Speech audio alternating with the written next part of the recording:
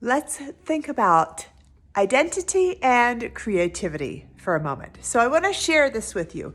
So creativity is one of my top values, but I would say just for the last 10 years or so, that's been the case. Before that, I didn't identify as being creative before. Now, when I say creative, I don't mean artistic, like that I paint or I draw. I definitely write and I enjoy that, but those other things, I don't so much. But where creativity shows up for me, especially these days, is when I'm on a call. We have what we call the planning meeting with a client when we're prepping their retreat or their event or their academy, and I'm learning about their goals, their desires, the outcomes they want.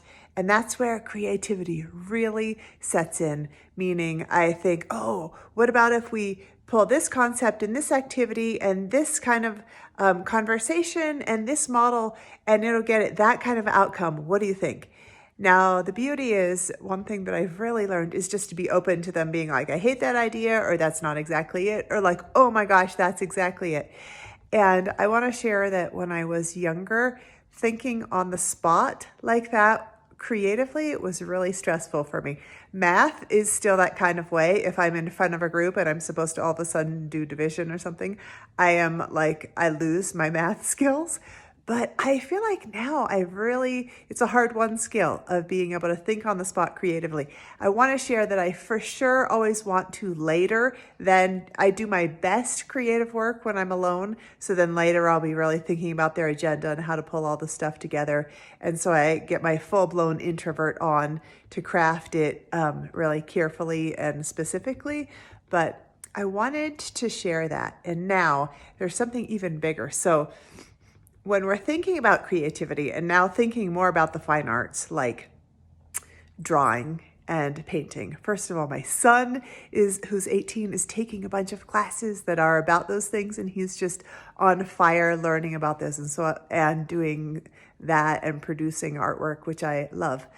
But the other day, my dear, dear friend Ariana, who comes out to visit from the East Coast, she comes out about once a year, she showed me a piece of art that her husband had just done and had just painted. And I said, oh, I remember when we were on that kayaking trip together, how beautiful that he painted a photo, like painted from a photo of you, how beautiful that he painted you. And she said, no, girl, that's you. And so I was like, are you kidding? I don't know that I've ever had a painting done of me. So I wanted to show you this incredible, beautiful that just came in the mail, because then I was like, okay, I have to have it. Can I buy it?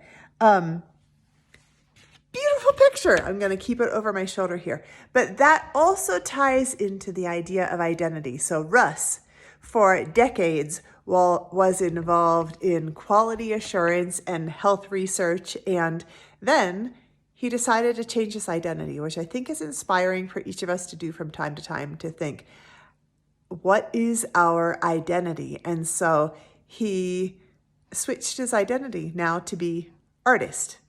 And so he is growing the craft and learning the skill of painting, and he's knocking it out of the park, isn't he? So I'm curious for all of us to be thinking about, what identities do you hold? Which ones do you want to let go of a little bit? And which ones might you want to bring into your present?